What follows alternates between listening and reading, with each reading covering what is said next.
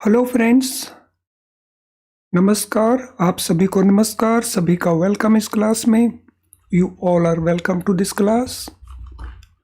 Live class में जितने students already join कर चुके हैं कन्फर्म करेंगे क्विकली उनका ऑडियो वीडियो एक्सेसिबल है। All live class students please confirm quickly your audio video is okay so that we can start the discussion. So I wait for your confirmation. कर दीजिए confirm इस special session के लिए।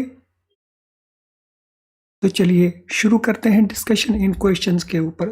Friend, आज के इस session में हम डिस्कस करेंगे last minute single liner questions जो EBFM के पेपर को रिलेट करते हैं। सो सिंगल लाइनर क्वेश्चंस उस प्रकार के क्वेश्चंस हैं जिनमें ऑप्शंस अवेलेबल नहीं होते। तो ये आपके एग्जाम का जो चेंज स्टाइल है उसको ये क्वेश्चंस मीट करते हैं। तो चलिए इन क्वेश्चंस के ऊपर डिस्कशन करते हैं। तो हमारे पास ये रहा पहला question. FAME scheme has been launched with the goal to improve flow of credit to lower the initial purchase price of electrical vehicles. FAME stands for, जो FAME scheme है उसको किस लिए लॉन्च किया गया?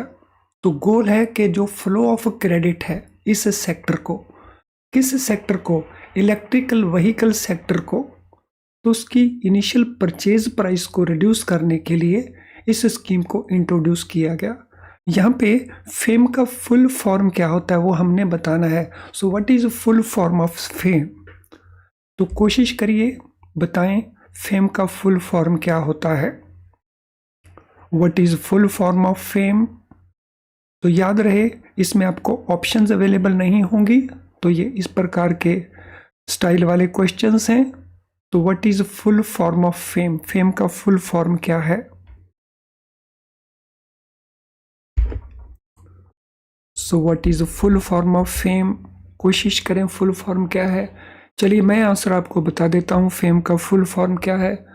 सो फेम का फुल फॉर्म है faster adoption and manufacturing of hybrid electrical vehicles. Faster adoption and manufacturing of hybrid and electrical vehicles. तो ये है फेम का फुल फॉर्म। और ये स्कीम किसके लिए है? तो इस स्कीम को लॉन्च किया इस गोल के साथ कि इम्प्रूव करना है हमने flow of credit to lower initial purchase price of electrical vehicles. Electrical vehicles की जो प्राइस है उसको रिड्यूस करने के पर्पज़ के लिए ये स्कीम एक इंसेंटिव के तौर के ऊपर अवेलेबल स्कीम है। Question number 2, RBI included renewable energy projects financing in priority sector lending. Such loans are part of। Reserve bank of India ने कुछ लोन्स को जो हम रिन्यूएबल एनर्जी प्रोजेक्ट्स को फिनांस करने के लिए प्रोवाइड करते हैं, कुछ अमाउंट तक उस प्रकार के लोन्स को प्रायोरिटी सेक्टर लैंडिंग में इंक्लूड किया है। वो जो लोन्स इंक्लूडेड हैं वो किस लोन का पार्ट है? सो सच लोन्स आर पार्ट ऑफ।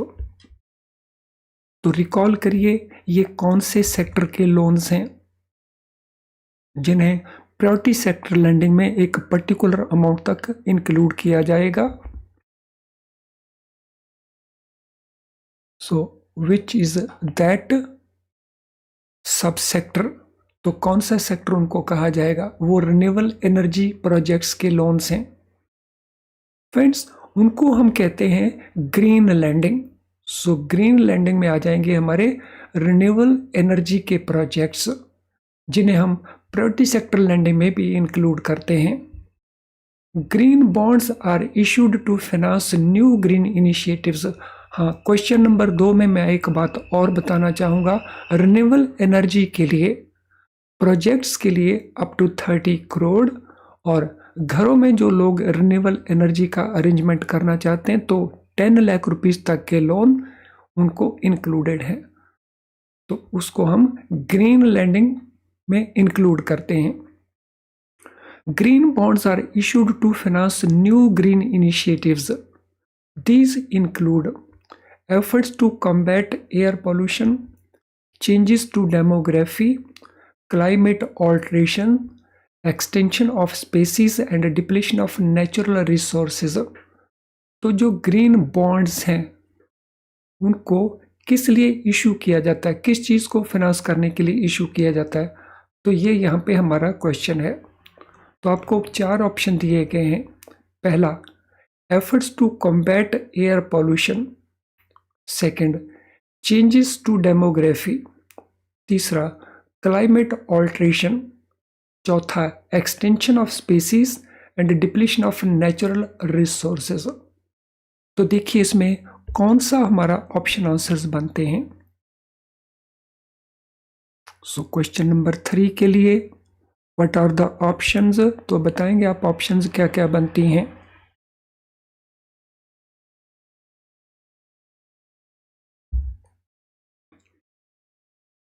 तो इसके लिए ऑप्शन हमारी 1, 3, 4 बनते हैं। चेंजेस टू डेमोग्राफी यानी हमारी पॉपुलेशन के जो कंपोजिशन है उसकी चेंज के ऊपर इसका इम्पैक्ट नहीं है, तो उसका इम्पैक्ट किस पे लिए, किस किस के लिए इशू किए जाते हैं। जो एयर पोल्यूशन है उसको रोकने के लिए, जो क्लाइमेट में चेंजेस हो रही हैं उसके लिए, और जो कुछ स्पेसीज हैं, कुछ ऐसी नस्लें हैं जो एक्सटिंक्ट हो रही हैं, ख़त्म हो रही हैं, या जो हमारे नेचुरल रिसोर्सेज हैं उनकी डिप्लीशन रोकने के लिए। डिप्लीशन होता है धीरे धीरे करके चीज़ों का ख़त्म हो जाना। Management functions include planning, number 2 blank, staffing, directing, number 5 blank. So management के 5 इंपॉर्टेंट फंक्शंस हैं। इन 5 इंपॉर्टेंट फंक्शंस में 3 फंक्शंस आपको दे दिए गए हैं, बाकी 2 फंक्शंस कौन कौन से हैं ये हमने बताना है। तो थोड़ा सा रिकॉल करने की कोशिश करें, ये बाकी 2 फंक्शंस कौन कौन से हैं, विच आर अदर 2 फंक्शंस। कोशिश करेंगे ज़रा, व्हाट आर अदर 2 फंक्शंस, कौन से हैं बाकी 2 फंक्शंस। क्वेश्चन नंबर 4 के लिए आंसर क्या बनता है, what is answer for question number 4। सो बाकी बचे हुए 2 फंक्शंस कौन कौन से हैं मैनेजमेंट के, मैं एक बार फिर रिमाइंड करवाना चाहूँगा। ये आपका जो डिफरेंट स्टाइल के पेपर के क्वेश्चंस हैं जिसमें आपको ऑप्शंस नहीं दिए जाते, तो इस सेशन में हमारा फोकस उसके ऊपर है। तो ये 2 जो फंक्शंस हैं, एक है ऑर्गेनाइजिंग और एक है controlling. So 5 functions, planning, organising, staffing, directing and सबसे लास्ट में controlling. Question number 5, which function in management deals with monitoring and measuring of performance of people and comparing them with pre-decided standards and projections। Management functions के अंदर वो कौन सा management function है जो किसके साथ डील करता है, वो डील करता है मॉनिटर करने में, मेजर करने में लोगों का परफॉर्मेंस यानी एम्प्लॉइज के परफॉर्मेंस को, और उनको कंपेयर करने में with pre decided standards and projections. तो हमने बताना है वो फंक्शन कौन सा है मैनेजमेंट का। यस, कोशिश करिए उस फंक्शन को बताने की। सो व्हाट इज दैट फंक्शन। तो थोड़ा सा इसमें आपको एक्स्ट्रा माइंड अप्लाई करना पड़ता है। जो आपने लर्न किया है उसको आपने यूज करना है, और उसके लिए आपको कोई क्लूज नहीं दिए जा रहे।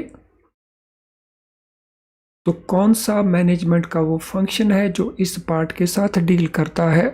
सो व्हाट इज दैट फंक्शन। तो नोट कर लेंगे वो कौन सा फंक्शन है।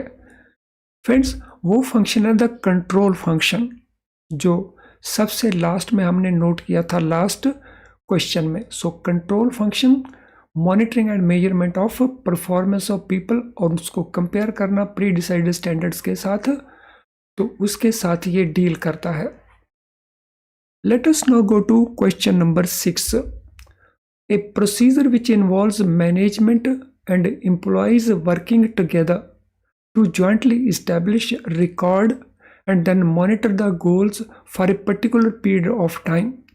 हमने बताना है उस प्रोसीजर का नाम जो क्या इन्वॉल्व करता है मैनेजमेंट एंड द एम्प्लॉय यानी दोनों को। Working together to jointly establish record and then monitor the goals for a particular period. तो हमने बताना है उस प्रोसीजर को जो एक तरफ मैनेजमेंट को इन्वॉल्व करता है, एक तरफ एम्प्लॉयज़ को इन्वॉल्व करता है, जो इकट्ठा मिलके काम करते हैं ताकि वो जॉइंटली इस्टेब्लिश कर सकें, रिकॉर्ड कर सकें और मॉनिटर कर सकें गोल्स को for a particular period of time. तो हम यहाँ पे किस प्रोसीजर की बात कर रहे हैं? बहुत फेमस ये प्रोसीजर है। तो what shall be the answer for this? कौन से प्रोसीजर की हम बात कर रहे हैं यहाँ पे? सो it is management by objective procedure. तो मैनेजमेंट बाय ऑब्जेक्टिव प्रोसीजर में क्या देखा जाता है? जॉइंटली मिलके एम्प्लॉयज भी और मैनेजमेंट की गोल्स को तय करते हैं, फिर परफॉर्मेंस को रिकॉर्ड करते हैं, मॉनिटर करते हैं उन गोल की परफॉर्मेंस को एक पर्टिकुलर पीरियड के लिए। तो यहाँ पे ये डेफिनेशन था, प्रोसीजर था मैनेजमेंट बाय ऑब्जेक्टिव्स का। चलिए अगले क्वेश्चन के ऊपर चलते हैं। The process of examining all factors both internal as well as external that have impact on performance of the organization, उस प्रोसेस को क्या कहते हैं जो किसके पर्पस के लिए यूज होता है? जो एग्जामिन करता है सभी फैक्टर्स को, चाहे वो फैक्टर्स इंटरनल हों चाहे वो फैक्टर्स इंटरनल हों, लेकिन उनका इम्पैक्ट होता है परफॉर्मेंस ऑफ द ऑर्गेनाइजेशन। तो हमने बताना है उस प्रोसेस का नाम। सो what is that process? Yes, कोशिश करिए, बताइए कौन सा आंसर बनेगा क्वेश्चन नंबर 7 के लिए। What shall be the answer for question number 7? तो चलिए देख लेते हैं कौन सा आंसर बनता है। सो इसका आंसर है एनवायरमेंटल एनालिसिस। एनवायरमेंट एनालिसिस में हम इंटरनल फैक्टर्स को भी लेते हैं और एक्सटर्नल फैक्टर्स को भी लेते हैं, दोनों तरह के फैक्टर्स को लेते हैं और फिर हम देखते हैं कि उनका इम्पैक्ट ऑर्गेनाइजेशन की परफॉर्मेंस के ऊपर कितना है। तो that process is called environmental analysis. Let us now go to question number 8। Organising is important, और उसके पीछे रीजंस दिए हैं ऑर्गेनाइजिंग क्यों इम्पॉर्टेंट है।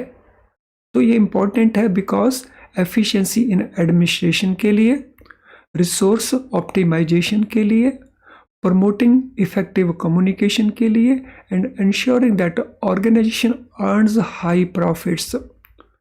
तो जो ऑर्गेनाइजिंग का फंक्शन है, ऑर्गेनाइजिंग की एक्टिविटी है, वो मैनेजमेंट प्रोसेस में इम्पॉर्टेंट है और उसके पीछे ये रीजंस हैं और आपने देखना इनमें कौन कौन से रीजंस करेक्ट रीजंस बन रहे हैं। सभी रीजंस को केयरफुली रीड करेंगे और फिर आंसर को अपनी तरफ से प्रोवाइड करेंगे। एफिशिएंसी एडमिन में है, रिसोर्स ऑप्टिमाइजेशन है, प्रमोटिंग इफेक्टिव कम्युनिकेशन है, या ऑर्गेनाइजेशन अच्छे प्रॉफिट अर्न करे इसको सुनिश्चित करना है, या सारे के सारे ही हैं। So yes, what will be our answer? हमारा आंसर क्या बनेगा? What shall be the answer for this question? Friend, इसका आंसर बनेगा A, B and C only. ये सुनिश्चित करना कि ऑर्गेनाइजेशन हाई प्रॉफिट अर्न करेगा, सुनिश्चित करना। तो सुनिश्चित करना ऑर्गेनाइजिंग का इंपॉर्टेंस पार्ट नहीं है, क्योंकि ऑर्गेनाइजिंग सुनिश्चित नहीं कर सकता, एफर्ट कर सकता है कि ऑर्गेनाइजेशन हाई प्रॉफिट अर्न करे, लेकिन सुनिश्चित नहीं कर सकता, इसीलिए this is out. Question number 9, which of the following is the task of organising? Organising के अंदर डिफरेंट टाइप के टास्क होते हैं। इन टास्क में डेलीगेट करना है, डेलीगेटिंग रिस्पॉन्सिबिलिटी है। सो टास्क को डेलीगेट करना, रिस्पॉन्सिबिलिटी को डेलीगेट करना, अथॉरिटी को असाइन करना। हमने बताना है ऑर्गेनाइजिंग के अंदर कौन कौन से टास्क हैं, which task are there in organizing. Delegate task, delegating authority या रिस्पॉन्सिबिलिटी, सारी असाइनिंग अथॉरिटी। तो हमने बताना है ऑर्गेनाइजिंग के कौन कौन से टास्क हैं? क्वेश्चन नंबर 9 के लिए what will B the answer? क्या आंसर बनता है? देखिए जरा केयरफुली इसको देखेंगे और फिर आंसर को प्रोवाइड करेंगे।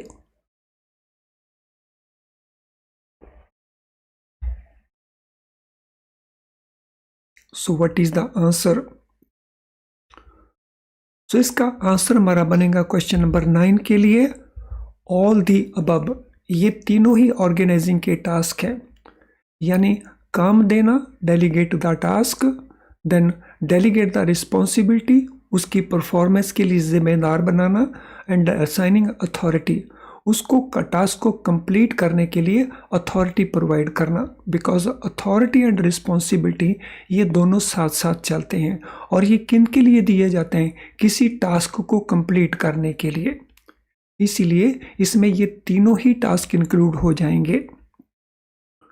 नेक्स्ट क्वेश्चन फ्रेंड, अगले क्वेश्चन में जाने से पहले थोड़ा सा फीडबैक देंगे मुझे जो लाइव क्लास वाले स्टूडेंट्स हैं, तो वो बताएंगे सेशन कैसा चल रहा है, how do they find the session. और जो हमारे रिकॉर्डेड वर्जन वाले स्टूडेंट्स हैं वो भी कमेंट बॉक्स में अपने कमेंट दे सकते हैं कि सेशन उनको कैसा लग रहा है, how do they find this session so far.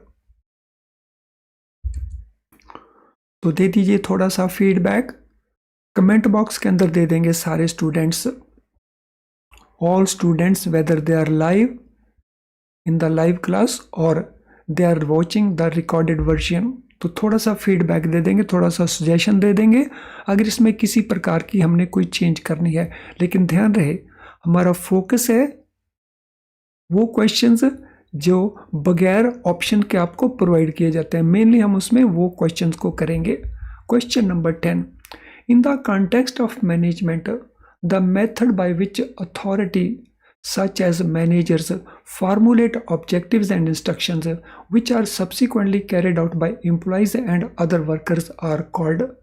तो जब मैनेजमेंट की बात करते हैं उसमें ऐसा कौन सा वो मेथड है, सो व्हाट इज दैट मेथड जिसमें जो अथॉरिटी है जैसे मैनेजर्स हैं वो ऑब्जेक्टिव को तय करते हैं, इंस्ट्रक्शंस बनाते हैं, और सब्सिक्वेंटली ये कौन कैरी आउट करता है? तो एम्प्लॉयज़ और वर्कर्स इनको पूरा करते हैं। तो हम उस मेथड को क्या कहते हैं? So what is that method?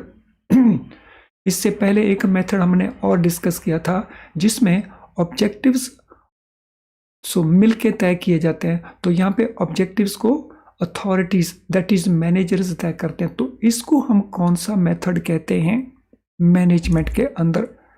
What this method is known as, तो कौन सा मेथड इसको कहते हैं?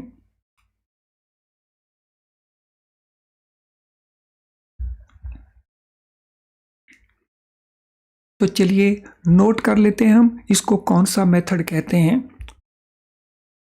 As line staff organisation, line staff organisation इस मेथड को हम कहते हैं। तो इस मेथड में क्या होता है? अथॉरिटीज डिसाइड करती हैं, फॉर्मुलेट करती हैं, और एग्जीक्यूशन कौन करता है? Employees and other workers. XYS Limited is a large company. It handles complicated business. In an effort to increase their level of adaptability without giving up their management authority, the company may use what type of organizational structure? तो अब हमारा question है organisation structure के ऊपर। तो पहले इसको understand कर लें। ये एक लार्ज कंपनी है और ये कॉम्प्लिकेटेड बिजनेस को हैंडल करती है। ये कोशिश करना चाहती है कि अपनी अडेप्टेबिलिटी का लेवल इंक्रीज करे, और वो भी बगैर मैनेजरियल अथॉरिटी को गिव अप किए। तो इस पर्पस के लिए वो किस टाइप का ऑर्गेनाइजेशन स्ट्रक्चर अडॉप्ट करे? So what organisation structure they should go for? तो डिफरेंट टाइप के ऑर्गेनाइजेशन स्ट्रक्चर हैं। तो यहाँ पे रिक्वायरमेंट आपने देख ली है। रिक्वायरमेंट है उनको लेवल ऑफ अडेप्टेबिलिटी। अडेप्टेबिलिटी होता है करंट सिचुएशन के साथ अलाइन कर लेना, और वो भी मैनेजरियल अथॉरिटी को गिव अप किए बगैर। तो हम यहाँ पे किस ऑर्गेनाइजेशन स्ट्रक्चर के फीचर की बात कर रहे हैं? So we are talking about the feature of which organization structure? Friend, here we are talking about line staff organization structure. One of a few models that have remained relevant even as while other came and gone out of style is McKinsey's framework or model developed by consultants working for McKinsey and Company in late 1970s. This model has how many stages और phases for managing change? तो ये model किस purpose के लिए? ये change management का model है।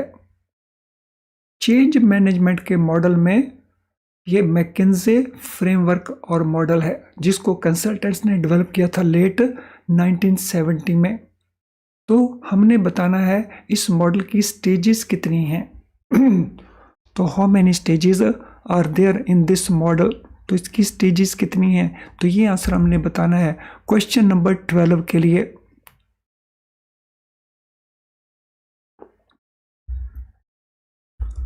तो इसकी स्टेजेस है हमारे पास कुल मिला के 7 स्टेजेस और सारी की सारी हम इसको कहते हैं 7S स्टेजेस। तो ये अपने आप में एक अलग क्वेश्चन बन जाता है। 7 स्टेजेस में स्ट्रेटेजी है, स्ट्रक्चर है, सिस्टम है, शेयर्ड वैल्यूज हैं, स्टाइल है, स्टाफ है, स्किल्स हैं। तो ये 7 स्टेजेस मॉडल है मैकिन्से फ्रेमवर्क और model. ADKAR's theory of change stands for 5 pillars which include. जो एडकर का थ्योरी है वो 5 पिलर्स के ऊपर स्टैंड करती है। इनमें 3 पिलर्स का नाम हमें बताया गया है, कॉन्शियसनेस, नॉलेज, रीएनफोर्समेंट। जो बाकी बचे 2 पिलर्स हैं उनके नाम हमने बताने हैं। क्वेश्चन नंबर 13, तो कौन सा आंसर बनेगा क्वेश्चन नंबर 13 के लिए? तो बाकी 2 कौन कौन से पिलर्स हैं एडकर्स थ्योरी ऑफ चेंज के लिए? So what are other 2? कौन से हैं?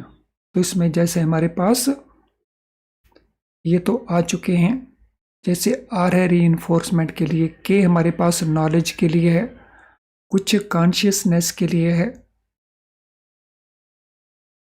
फ्रेंड्स ये बाकी बचे 2 हैं, desire to contribute and capability. Desire to contribute and capability. तो ये 5 पिलर्स हैं इसके, किसके? ADKAR's theory of change. ये भी चेंज की थ्योरी है और ऊपर मैकिन्से फ्रेमवर्क फॉर और मॉडल, वो भी चेंज मैनेजमेंट से रिलेटेड थ्योरी था। Question number 14, who is widely acknowledged as a founder of modern management, whose theory includes 6 type of organizational activities including management। तो who is widely acknowledged, किसको माना जाता है कि वो फाउंडर थे मॉडर्न मैनेजमेंट के? सो जिनकी थ्योरी में 6 टाइप ऑफ ऑर्गेनाइजेशनल एक्टिविटीज थी इंक्लूडिंग मैनेजमेंट। तो हमने बताना है उनका नाम, who is that founder. Question number 14 के लिए क्या आंसर बनता है? What is the answer for question number 14?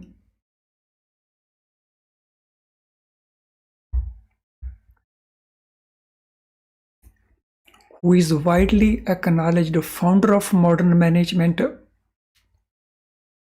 देखिए अगर आपने अच्छा प्रिपरेशन किया हुआ है इन टॉपिक्स का तो फिर इन आंसर को, क्वेश्चन को आप आंसर कर पाएंगे, बिकॉज इनमें ऑप्शंस नहीं हैं। तो उनको हम कहते हैं Henri Fayol. The book management task responsibility and practice is authored by. तो मैनेजमेंट बुक का नाम क्या है? Management tasks responsibilities and practices. तो इनको किन्होंने ऑथरिंग की है, यानी इसके राइटर कौन है? So the book named as management task responsibility and practices. So who authored this, किन्होंने इस किताब को लिखा? So this book was written by Peter Druckers. वो बहुत फेमस मैनेजमेंट गुरु हैं। What is covered by planning? तो प्लानिंग में क्या क्या कवर होता है? प्लानिंग एक इंपॉर्टेंट फंक्शन है मैनेजमेंट का। सो प्लानिंग में कवर होता है what is to be done, where to be done, how to be done, when to do, who will execute, what will be outcome.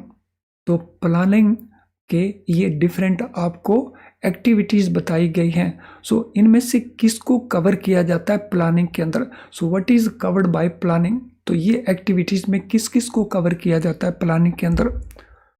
तो थोड़ा सा रिकॉल करिए, बुक के अंदर इसका पूरा एक बॉक्स बना हुआ है।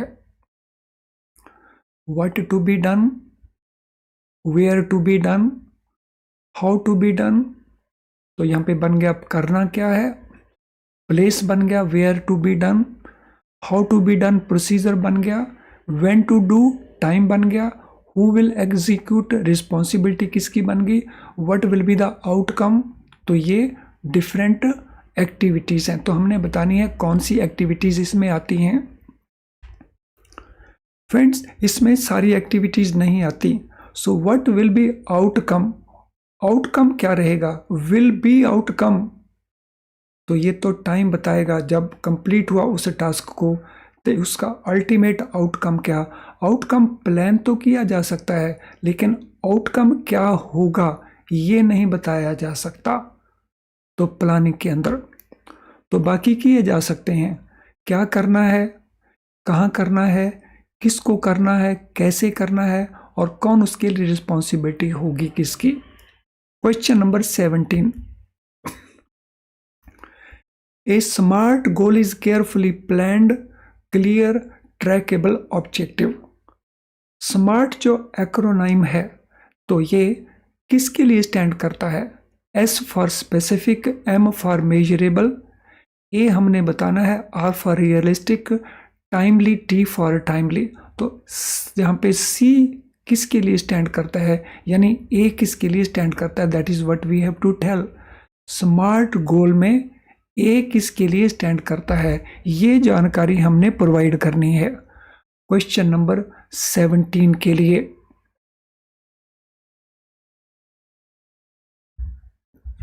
सो what is answer for question number 17? तो यहाँ पे ए स्टैंड करता है फॉर अचीवेबल, अचीवेबल गोल वो होना चाहिए। Planning process sets the foundation for organising, controlling, directing, staffing या सभी को। जो प्लानिंग का प्रोसेस है वो एक फाउंडेशन का काम करता है, किसके लिए, ऑर्गेनाइज करने के लिए, कंट्रोल करने के लिए, डायरेक्टिंग के लिए, स्टाफिंग के लिए या सभी के लिए। तो हमने बताना है प्लानिंग प्रोसेस एक फाउंडेशन का काम करता है, इनमें से किन के लिए। क्वेश्चन नंबर 18, क्या आंसर आपको लगता है? Yes, it provides for controlling. So planning जो है एक वो प्रोसेस, वो फाउंडेशन प्रोवाइड करता है किसके लिए, कंट्रोलिंग के लिए। यानी कंट्रोलिंग काफ़ी चीज़ें अडॉप्ट करता है from out of planning process. Question number 19, process of establishing an effective authority.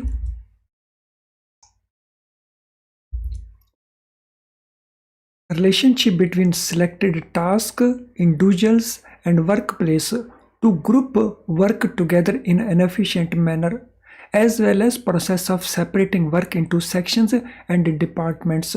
उस प्रोसेस को हम क्या कहते हैं? तो हम यहाँ पे किस प्रोसेस की बात कर रहे हैं, जो इस्टेब्लिश करता है एक effective authority relationship between selected task, individuals and work places, ताकि वो इकट्ठे होकर के काम करें इफेक्टिव मैनर के अंदर। तो इस प्रोसेस में सेपरेट किया जाता है वर्क को into different departments and sections. तो हम यहाँ पे किस प्रोसेस की बात कर रहे हैं? So we are talking about which process. तो हमने उस प्रोसेस का नाम बताना है about which we are talking here. तो बताएंगे उस प्रोसेस को हम क्या कहते हैं, जो इफेक्टिव अथॉरिटी इस्टेब्लिश करता है between task, individual and work place, ताकि ग्रुप इकट्ठा मिलके काम कर सके एक एफिशिएंट मैनर के अंदर। सो फ्रेंड्स, यहाँ पे हम बात कर रहे हैं ऑर्गेनाइजिंग प्रोसेस की। तो ऑर्गेनाइजिंग प्रोसेस का ये डेफिनेशन है। तो इसमें क्या इस्टेब्लिश किया जाता है, effective authority relationship selected task के बीच में, इंडिविजुअल के बीच में, वर्क प्लेस के बीच, ताकि सभी मिलके इकट्ठा मिलके काम कर सकें। और फिर वर्क को भी सेपरेट किया जाता है सेक्शन में और डिपार्टमेंट्स में। Based on the nature of authority and its flow, organizations can be centralized, decentralized, line and staff, functional, committee, hierarchical. तो हमने बताना है डिफरेंट टाइप ऑफ ऑर्गेनाइजेशन। तो हमने बेस करना नेचर ऑफ अथॉरिटी के ऊपर। तो अगर हम अथॉरिटी के बेसिस के ऊपर इनका क्लासिफिकेशन करें तो उसके बेसिस के ऊपर ऑर्गेनाइजेशन किस तरह के हो सकते हैं, centralised and decentralised, line and staff, functional या कमेटी ऑर्गेनाइजेशन या हायरार्चिकल ऑर्गेनाइजेशंस। फ्रेंड्स, इन ऑर्गेनाइजेशन को हम कहते हैं ए टू डी सारे के सारे ही, हायरार्चिकल नहीं, हायरार्चिकल इज ऑल टुगेदर डिफरेंट। तो ये सेंट्रलाइज हो सकते हैं, डिसेंट्रलाइज हो सकते हैं, लाइन हो सकते हैं, स्टाफ हो सकते हैं, फंक्शनल ऑर्गेनाइजेशन हो सकते हैं, कमेटी ऑर्गेनाइजेशन हो सकते हैं। अथॉरिटी के पॉइंट ऑफ व्यू से अथॉरिटी कहाँ से फ्लो करेगी? In most small firms business owners make all essential choices concerning product, pricing, direction, etc. because they fall in centralized, line and staff, decentralized, committee type of organization। जो small firms हैं उन small firms के जो owners हैं सो वही सारे के सारे essential जो choices हैं, decisions हैं, तो वही डिसाइड करते हैं, चाहे वो प्रोडक्ट है उसको लेकर के, प्राइस क्या है उसको लेकर के, डायरेक्शन क्या रहेगी उसको लेकर के, क्योंकि वो इनमें से किस तरह के ऑर्गेनाइजेशन में फॉल करते हैं। वो सेंट्रलाइज्ड ऑर्गेनाइजेशन में फॉल करते हैं, लाइन स्टाफ में, डिसेंट्रलाइज्ड में, कमेटी टाइप ऑफ ऑर्गेनाइजेशन में, तो किस में वो फॉल करते हैं? तो that is the question, question number 21। तो किस तरह के ऑर्गेनाइजेशन में वो फॉल करते हैं?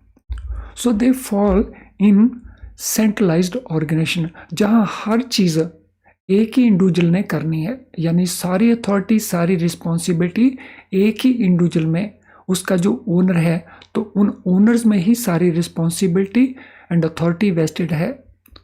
Question number 22, members in the organisation have a lot in common with one another and have perception that they are part of large family that is very involved in activities।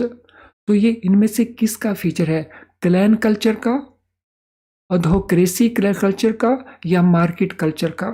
तो इस organisation के जो भी members हैं, चाहे वो management के तौर के ऊपर काम कर रहे हों, चाहे वर्कर के तौर के ऊपर काम कर रहे हों, तो वो ऐसा मान के चलते हैं कि वो एक दूसरे के साथ एक लार्ज फैमिली की तरह जुड़े हुए हैं और सभी इन्वॉल्व हैं एक्टिविटीज के बीच में। तो यहाँ पे हम किस ऑर्गेनाइजेशनल कल्चर की बात कर रहे हैं? तो it is clan culture, it is adhocracy culture, it is market culture. तो we are talking about which type of culture, ये फीचर किस कल्चर का है? So it is feature of clan culture. So clan हम किसको कहते हैं? Clan हम कहते हैं फैमिली को। Question number 23, transition of an organisation from one state to another से इन अंडरलाइंग टेक्नोलॉजीज और इंफ्रास्ट्रक्चर और देयर इंटरनल प्रोसीजर। तो जब कोई ऑर्गेनाइजेशन ट्रांजिट करता है एक सिचुएशन से दूसरी सिचुएशन में, तो ट्रांजिशन जब किसी ऑर्गेनाइजेशन का होता है from one state to another state, जैसे अंडरलाइंग टेक्नोलॉजी में कोई चेंज, जैसे इंफ्रास्ट्रक्चर में ट्रांजिशन, जैसे उनके इंटरनल प्रोसीजर्स में ट्रांजिशंस, तो हम उस ऑर्गेनाइजेशन को क्या कहते हैं? ऑर्गेनाइजेशनल चेंज कहते हैं या ऑर्गेनाइजेशनल एनहेंसमेंट कहते हैं। तो ये टर्म किसके लिए यूज हो रही है? ऑर्गेनाइजेशनल चेंज या organisation enhancement, what it is called. तो क्या कहा जाता है इसको? So friends, it is called organisational change. तो ऑर्गेनाइजेशन में जब ट्रांजिशन है, वो चाहे टेक्नोलॉजीज को लेकर के हो, चाहे इंफ्रास्ट्रक्चर को लेकर के हो, चाहे इंटरनल प्रोसीजर्स को लेकर के हो, तो उसको हम कहते हैं organisational change. The component of hiring procedures which entails selecting an employee to hire from a short list of exceptional applicants is called. तो हमने बताना है हायरिंग प्रोसेस का वो कंपोनेंट। हायरिंग प्रोसेस के डिफरेंट कंपोनेंट्स होते हैं, रिक्रूटमेंट होता है, सिलेक्शन होता है। तो हमने बताना है which entails selecting the employ to hire from a short list of exceptional applicants. तो हम उस कंपोनेंट को क्या कहते हैं? So this component is known as, तो इस कंपोनेंट को हम क्या कहते हैं? So this component is called selection. तो एक होता है रिक्रूटमेंट, रिक्रूटमेंट में शॉर्ट लिस्टिंग किया जाता है एक्सेप्शनल एप्लीकेंट्स को और फाइनली उसको सिलेक्ट किया जाता है, तो उस प्रोसेस को हम कहते हैं सिलेक्शन प्रोसेस। तो इसमें दो कंपोनेंट है, रिक्रूटमेंट का कंपोनेंट और सिलेक्शन का कंपोनेंट। सम टाइम हम दोनों कंपोनेंट्स को मिक्स कर लेते हैं। Which type of training refers to methods that are used to instruct workers while they are performing their regular duties at an organization? तो हमने बताना है वो कौन सी ट्रेनिंग है या किस टाइप की वो ट्रेनिंग है जिस मेथड में इंस्ट्रक्टर कर किया जाता है वर्कर को, यूज टू इंस्ट्रक्ट वर्कर। जब वो रेगुलर ड्यूटीज को परफॉर्म कर रहे होते हैं तब उसको इंस्ट्रक्ट किया जाता है। तो हम यहाँ पे किस ट्रेनिंग मेथड की बात कर रहे हैं? तो here we are talking about a training method. इस ट्रेनिंग मेथड में वर्कर को इंस्ट्रक्ट किया जाता है जब वो एक्चुअल जॉब परफॉर्म कर रहे होते हैं, रेगुलर ड्यूटीज को परफॉर्म कर रहे होते हैं। So this is called what? तो what type of training it is? Friend, this is known as on the job training. तो ऑन द जॉब ट्रेनिंग में रेगुलर ड्यूटीज वर्कर कर रहा है, फिर उसको गाइड किया जाता है, उसको इंस्ट्रक्ट किया जाता है। Sorry friends, question number 25, which type of leadership style the leaders make sure that everyone is aware of the objectives and everyone on the team is aware of how they will be rewarded for meeting the requirement. तो हमने बताना है leadership style का नाम। कौन सा leadership style है, उसमें क्या फीचर है जिसमें लीडर ये सुनिश्चित करता है कि हर एक को पता है कि ऑब्जेक्टिव्स क्या हैं और हर एक को पता है कि किस प्रकार से उसको रिवॉर्ड किया जाता है फॉर मीटिंग द रिक्वायरमेंट। तो हमने बताना है उस लीडरशिप स्टाइल का नाम। तो here we are talking about which type of leadership, which kind of leadership. तो लीडरशिप स्टाइल यहाँ पे हम किसकी बात कर रहे हैं? सो यहाँ पे हम बात कर रहे हैं ट्रांजैक्शनल लीडरशिप का। तो ट्रांजैक्शन लीडरशिप में क्या है? जो लीडर है वो सुनिश्चित करता है कि ऑर्गेनाइजेशन के अंदर हर एक को ऑब्जेक्टिव्स क्या है ऑर्गेनाइजेशन के, उसके बारे में जानकारी है और उसको ये भी पता है कि अगर रिक्वायरमेंट को मीट कर लिया तो उसके लिए रिवॉर्ड क्या मिलने वाला है। तो इस प्रकार की लीडरशिप स्टाइल को हम कहते हैं transactional leadership. Question number 27, what are 3 components of Alderfer's theory of motivation? Alderfer की जो मोटिवेशन की थ्योरी है उसके 3 कंपोनेंट्स कौन कौन से हैं? So what are those 3 components Alderfer's theory of motivation? तो ये एक काफ़ी फेमस थ्योरी है, अक्सर मोटिवेशन की इस थ्योरी के ऊपर क्वेश्चंस पूछे जाते हैं। तो वो 3 कंपोनेंट्स क्या हैं एल्डरफर्स थ्योरी के, जो मोटिवेशन का थ्योरी है? सो फ्रेंड्स, ये 3 कंपोनेंट्स हैं एग्जिस्टेंस, रिलेटेडनेस एंड ग्रोथ। इसीलिए एल्डर थ्योरी को हम ERG थ्योरी भी कहते हैं, ERG theory of motivation.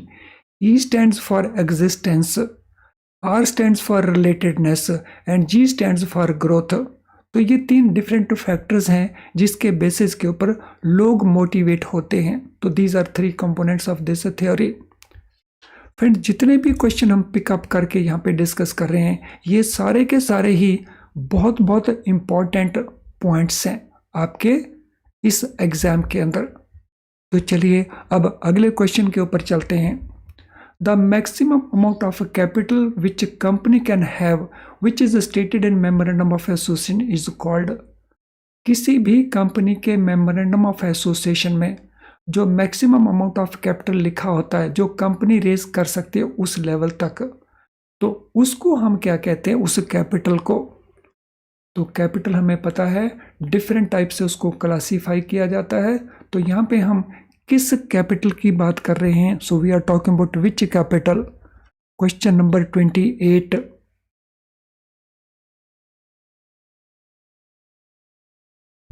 So which type of capital we are talking about? So हम बात कर रहे हैं अथोराइज्ड कैपिटल की। अथोराइज्ड कैपिटल को नॉमिनल कैपिटल भी कहा जाता है। अथोराइज्ड कैपिटल वो कैपिटल है जो मैक्सिमम अमाउंट है जो कंपनी रेज कर सकती है, और ये कंपनी के मेमोरेंडम ऑफ एसोसिएशन के अंदर लिखा रहता है। Called up share capital of a company relates to what? तो अथोराइज्ड कैपिटल या नॉमिनल कैपिटल के बाद अब हमने बताना है कॉल्ड अप शेयर कैपिटल हम किसको कहते हैं। So what is called up share capital? So एक सब्सक्राइब्ड कैपिटल होती है, एक इश्यूड कैपिटल होती है, एक कॉल्ड अप होती है, एक पेड अप होती है। तो यहाँ पे कॉल्ड अप कैपिटल किसको रिलेट करता है, ये क्वेश्चन का आंसर हमने प्रोवाइड करना है। Question number 29, called up capital. Friends, called up capital होती है part of the issued capital which company has called from subscribers. तो कंपनी कैपिटल इशू करती है, ऑफर करती है शेयर होल्डर्स को, और फिर शेयर होल्डर्स एग्री करते हैं कि वो कितना परचेज करने को तैयार हैं। फिर उनसे पैसा मांगा जाता है। तो जो पैसा मांगा जाता है so that is called up capital. In case of a company which used financial leverage, EBIT is 30 crore and EBT is 10 crore. What is the degree of financial leverage? एक कंपनी फाइनेंशियल लीवरेज को use करती है, और financial leverage में हमें दो factors provide किए गए हैं। उसका EBIT क्या है? Earning before interest and tax, वो है 30 करोड़। और इंटरेस्ट एंड टैक्स, इसमें से अगर हम इंटरेस्ट को पे कर देते हैं तो अर्निंग बच जाती है केवल 10 करोड़। तो हमने बताना है इसकी डिग्री ऑफ फाइनेंशियल लीवरेज कितनी है। सो what is degree of financial leverage of this company? तो कैलकुलेट कर देंगे डिग्री ऑफ फाइनेंशियल लीवरेज। तो यहाँ पे आपको कोई फार्मूला कुछ नहीं दिया गया है, आपको सीधा आंसर प्रोवाइड करना है। सो calculate degree of financial leverage. छोटा सा फार्मूला इसका। So degree of financial leverage calculate करने के लिए हम EBIT को EBT के साथ डिवाइड कर देंगे। तो EBIT is 30, EBT is 10। So degree of financial leverage इस केस में इट इज 3 टाइम्स। तो डिग्री ऑफ फाइनेंशियल लीवरेज किस पार्ट को रिफ्लेक्ट कर रही है? इंटरेस्ट पार्ट को। हमने इंटरेस्ट को यहाँ पे आउट कर दिया है। तो यहाँ पे 30 करोड़ का EBIT था, जिसमें से 20 करोड़ माइनस हो गया इंटरेस्ट का अमाउंट, और बाकी बचा हमारे पास 10 करोड़। तो इसमें टैक्स का एलिमेंट अभी इंक्लूडेड है। Let us go to question number 31। Percentage change in EBIT divided by percentage change in sales. तो इससे हम क्या कैलकुलेट कर सकते हैं? तो एक और फार्मूला रिलेटेड क्वेश्चन। EBIT में जो परसेंटेज चेंज होगा और सेल्स में जो परसेंटेज चेंज होगा, तो उसके बेसिस के ऊपर अगर हम कैलकुलेशन करते हैं तो हम क्या कैलकुलेट कर लेते हैं। सो वो जो है क्या निकालेंगे हम इसके बेसिस के ऊपर। सो फ्रेंड्स, इसके बेसिस के ऊपर कैलकुलेट हो जाएगा degree of operating leverage, operating leverage का डिग्री। तो अगर हमने फाइनेंशियल लीवरेज का डिग्री कैलकुलेट करना हो तो ये हमारा फार्मूला है, और अगर हमने ऑपरेटिंग लीवरेज का डिग्री कैलकुलेट करना हो तो फिर ये हमारा फार्मूला है। क्योंकि यहाँ पे हम ऑपरेशंस की बात कर रहे हैं, तो सेल्स जो है डायरेक्टली ऑपरेशंस को रिलेट करते हैं। चलिए question number 32। Profit before tax but after depreciation, जो ₹3 लाख है, is 30 lakh annually. Tax rate is 30%. What is payback period if original investment is 120 lakh? Profit after tax हमें बताया गया है, सॉरी प्रॉफिट बिफोर टैक्स हमें बताया गया, लेकिन आफ्टर डेप्रिसिएशन वो प्रॉफिट है 30 लाख का, लेकिन डेप्रिसिएशन निकालने के बाद 3 लाख का डेप्रिसिएशन है। टैक्स का रेट 30% है। पे बैक पीरियड कितना होगा अगर ओरिजिनल इन्वेस्टमेंट 120 लाख हो? तो यहाँ पे हम ये मान के चलते हैं कि ये प्रॉफिट बिफोर टैक्स कॉन्टिन्यूसली सभी सालों के लिए उतना ही रहेगा। ये एक अजम्पशन है, ये एनुअल प्रॉफिट का अमाउंट है before tax but after depreciation. तो कैलकुलेट कर दीजिए पे बैक पीरियड कितना होगा। ओरिजिनल इन्वेस्टमेंट हमें गिवन है 120 का। सो व्हाट इज पे बैक पीरियड? चलिए कैलकुलेट कर देते हैं पे बैक पीरियड को। सबसे पहले हमें कैलकुलेट करना होगा नेट कैश फ्लो। तो नेट कैश फ्लो हम कैसे कैलकुलेट करेंगे? 30 लाख का प्रॉफिट है आफ्टर डेप्रिसिएशन, तो सॉरी 30 लाख का 30% टैक्स रेट है, तो ये हमारा हुआ प्रॉफिट 30 लाख का। इसमें से माइनस हमने कर दिया टैक्स को, यानी प्रॉफिट आफ्टर टैक्स हमने कैलकुलेट कर लिया, और ऐड हमने कर दिया डेप्रिसिएशन को, क्योंकि डेप्रिसिएशन कैश फ्लो का पार्ट माना जाता है, क्योंकि ये नॉन कैश एक्सपेंडिचर है। तो हमारे पास कैश फ्लो कितना हुआ? तो कैश फ्लो हमारे पास हुआ 24 लाख का। तो 120 हमारी ओरिजिनल इन्वेस्टमेंट है, एनुअली 24 हमारे पास वापस आता रहेगा। तो पे बैक पीरियड कितना हो गया? सो पे बैक पीरियड हो गया 5 ईयर्स का। तो I am sure this is clear to you. चलिए अगले क्वेश्चन के ऊपर चलते हैं। Average annual net income divided by average investment, इससे हम क्या कैलकुलेट कर पाते हैं? Average annual net income divided by average investment, what we are able to calculate. तो हम क्या कैलकुलेट कर पाते हैं? Average annual net income divided by average investment. तो इससे हम कैलकुलेट कर लेते हैं accounting rate of return. Friends, ये पे बैक पीरियड मेथड हो या accounting rate of return method हो, तो ये हमारे प्रोजेक्ट फाइनेंसिंग के इवैल्यूएशन के मेथड्स हैं, और ये नॉन डिस्काउंटिंग मेथड्स इनकी कैटेगरी में इंक्लूड होते हैं। Question number 34, in case of scenario analysis which of the following scenario is created?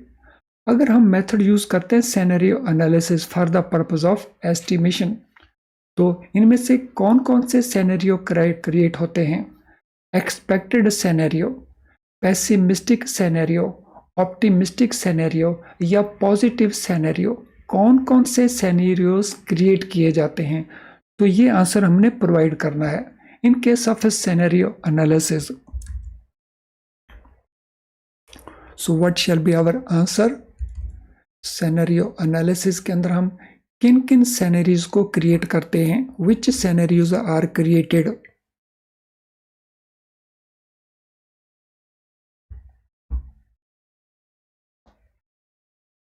Which scenarios are created? फिर हम सिनेरियो क्रिएट करते हैं ए बी सी। तो एक है एक्सपेक्टेड सिनेरियो, एक है उसके अंदर पेसिमिस्टिक सिनेरियो, एक होता है ऑप्टिमिस्टिक सिनेरियो। पॉजिटिव सिनेरियो के नाम से कोई सिनेरियो नहीं होता। तो 3 सिचुएशंस हम क्रिएट करते हैं। एक्सपेक्टेड क्या है? एक्सपेक्टेड से कम क्या रहेगा? पेसिमिस्टिक। एक्सपेक्टेड से बेटर क्या रहेगा? तो that is optimistic. The risk associated with cash flows is reflected in the standard deviation of cash inflows. Lesser the deviation of cash flows from the mean value, the lesser would be the risk and vice versa. तो ये model किन्होंने दिया? एक बार फिर इसको understand कर लेते हैं। रिस्क जो एसोसिएटेड है कैश फ्लोज के साथ, और उसका रिफ्लेक्शन कहाँ पे आता है? उसका रिफ्लेक्शन आता है standard deviation of cash flows के अंदर। और जितना ये स्टैंडर्ड डेविएशन कम होगा, तो lesser the deviation of cash flows from the mean value, तो उतना ही रिस्क कम होगा। और अगर ये स्टैंडर्ड डेविएशन ज़्यादा है तो रिस्क भी ज़्यादा होगा। तो ये मॉडल किन्होंने दिया? So who gave this model? This model was given by Frederick and Hillier of Stanford University. So professor Frederick S Hillier of Stanford University, उन्होंने ये मॉडल प्रोवाइड किया। Risk associated with cash flow, which approach is used to estimate cost of decision making. Decision making की cost को estimate करने के लिए किस approach को यूज किया जाता है? Which approach is used to estimate cost of decision making. Question number 36, क्या आंसर बनता है हमारा क्वेश्चन नंबर 36 के लिए? So which approach is used to estimate cost of decision making. तो अप्रोच का नाम है activity based costing, ABC, to estimate cost of decision making. This model, this approach is used under activity based costing यानी ABC, resource cost driver measures. तो जो resource cost driver है वो किसको मेजर करता है? तो quantity of resources consumed by the activity, उसको वो मेजर करता है कि उस एक्टिविटी ने कितने रिसोर्सेज कंज्यूम कर लिए, तो उसको वो मेजर करता है। एक construction specialise in real estate, एक कंस्ट्रक्शन कंपनी है, वो रियल एस्टेट में स्पेशलाइज करती है। Which of the following will not be included in its profit and loss account. जब उसका प्रॉफिट लॉस अकाउंट प्रिपेयर करेंगे तो इनमें से किसको नहीं लिया जाएगा? अपार्टमेंट सेल्स रेवेन्यू को, cash put into the bank, depreciation expenses. तो एक कंस्ट्रक्शन कंपनी है जो रियल एस्टेट में काम करती है, तो हमने बताना है उसके प्रॉफिट लॉस अकाउंट में इनमें से किसको नहीं लेना है। Which of these will not be taken. जो उन्होंने अपार्टमेंट सेल किए उसके रेवेन्यू को, जो कैश उन्होंने बैंक में डाला उसको, या डेप्रिसिएशन एक्सपेंसेस हैं उनको, तो किस में प्रॉफिट लॉस को नहीं लिया जाएगा? Question number 38। सो फ्रेंड्स, इसमें cash put in the bank वो नहीं लिया जाएगा, बिकॉज वो ऑलरेडी रिफ्लेक्ट हो चुका है सेल्स रेवेन्यू के अंदर। तो जो सेल्स रेवेन्यू आएगा तो या तो वो प्रॉफिट बन जाता है, या वो प्रॉफिट के बाद उसका यूज कैसे किया जाए इन्वेस्टमेंट एटसेट्रा की फेवर में। तो cash put into the bank ये ना तो एक्सपेंडिचर में आता है ना ये रेवेन्यू में आता है, इसीलिए इसको नहीं लिया जाएगा। लेकिन अपार्टमेंट की सेल का रेवेन्यू क्या है, डेप्रिसिएशन के एक्सपेंसेस क्या है, इनको लिया जाएगा। While using discounted cash method for valuation of a firm, the present value is calculated in two parts.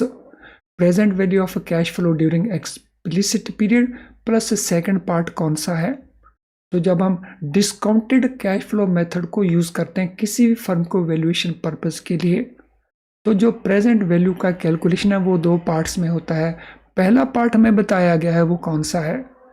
Present value of cash flow during the explicit period. जो पीरियड हमें बताया गया उसको हम कहते हैं एक्सप्लिसिट पीरियड। और दूसरा कंपोनेंट कौन सा है? सो what is the second part? तो सेकंड पार्ट कौन सा है फ्रेंड? जो सेकंड पार्ट है वो है present value of cash flow beyond explicit period. तो एक है गिवन पीरियड के लिए, लेट अस से कि 5 साल के लिए हमने कैलकुलेट करना है, लेकिन प्रोजेक्ट का लाइफ हो सकता है 7 ईयर्स हो सकता है 10 ईयर्स हो। तो एक तो जो एक्सप्लिसिट पीरियड है उसका हम ले लेते हैं, जो बताया गया पीरियड है, और फिर उसके बियॉन्ड क्या उसको भी ले लेते हैं। Question number 40, when an investor is able to arrive at a conclusion regarding valuation of a company by utilizing a number of different multiples, it is known as which view? जब एक investor arrive at करता है conclusion के ऊपर, यानी वो decision ले लेता है या डिसीजन लेने के लिए वो कंक्लूड कर लेता है कि वैल्यूएशन ऑफ द कंपनी जिसमें वो डिफरेंट मल्टीपल्स को यूज करता है, तो उस व्यू को हम कौन सा व्यू कहते हैं? इन्वेस्टर के उस व्यू को कौन सा व्यू कहा जाता है? फ्रेंड्स, इन्वेस्टर के उस व्यू को हम कहते हैं बलेजियन व्यू। तो बलेजियन व्यू क्या है? जब एक इन्वेस्टर किसी कंक्लूजन के ऊपर पहुंच जाता है, किसको लेकर के? वैल्यूएशन ऑफ ए कंपनी जिसमें वो नंबर ऑफ डिफरेंट मल्टीपल्स को यूज करता है, तो हम इसको कहते हैं बलेजियंस view. Which of the following is non-discounted cash flow method of valuation of a company? तो दो तरह के मेथड होते हैं, एक डिस्काउंटेड वैल्यूएशन और दूसरे नॉन डिस्काउंटेड वैल्यूएशन मेथड्स। तो हमने बताना है इनमें से non discounting valuation discounting technique कौन सी है। Relative value method, equity valuation method, book value approach method, enterprise value multiple model. तो किसको हम यहाँ पे कंसिडर करते हैं, which one is considered.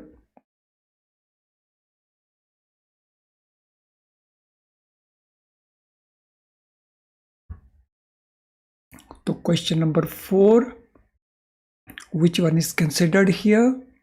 Non discounted cash method, इनमें हम किसको लेंगे, रिलेटिव वैल्यूएशन मेथड को लेंगे, equity valuation method multiple method को लेंगे, बुक वैल्यू अप्रोच को लेंगे, या एंटरप्राइज वैल्यू मल्टीपल मेथड को लेंगे।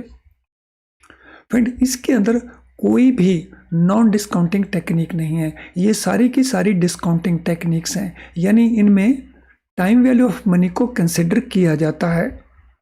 Question number 42, price to earning ratio of a company, जिसको हम पीई रेशियो कहते हैं, increases when discount rate goes up और down and reinvestment rate goes down और अप।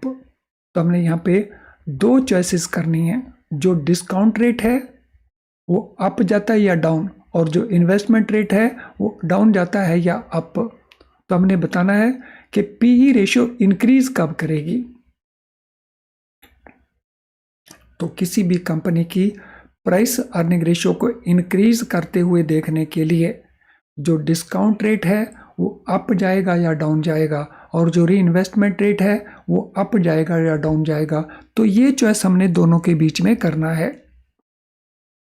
तो इंक्रीज करने के लिए जो उसका डिस्काउंट रेट है वो डाउन जाएगा, और जो उसका री इन्वेस्टमेंट रेट है वो अप जाएगा, और अगर डिक्रीज करवाना हो पीई रेशियो को तो जस्ट इसका अपोजिट हो जाएगा। तो छोटा सा फंडा है, बिल्कुल माइंड में रखना है।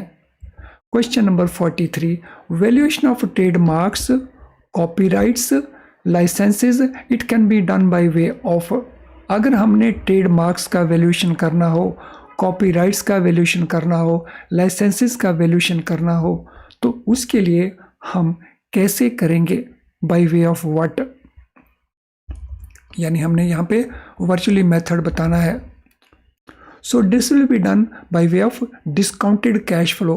तो हम डिस्काउंटेड कैश फ्लो को मेथड को यूज करेंगे। Two companies merge, before merger they were related in some way, say through fundamental technology और इंडस्ट्रियल मेथड और मार्केट सेगमेंट। तो उस प्रकार की मर्जर को हम क्या कहेंगे। सो दो कंपनीज हैं जो मर्ज कर जाती हैं, और मर्जर से पहले वो इंडिपेंडेंटली रिलेटेड थी, या तो वो रिलेटेड थी फंडामेंटल टेक्नोलॉजीज के कारण, या वो रिलेटेड थी इंडस्ट्रियल मेथड के कारण, या उनका जो मार्केट सेगमेंट था उसके कारण वो रिलेटेड थी। तो इस प्रकार की मर्जर को हम क्या कहेंगे। So this type of merger is known as, क्या कहेंगे इस मर्जर को। So this merger is known as congeneric merger.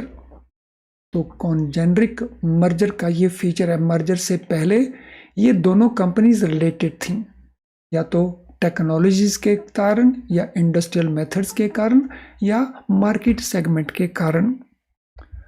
Question number 45, X is a large listed company, Y is a small unlisted company, Y acquires X, what type of merger।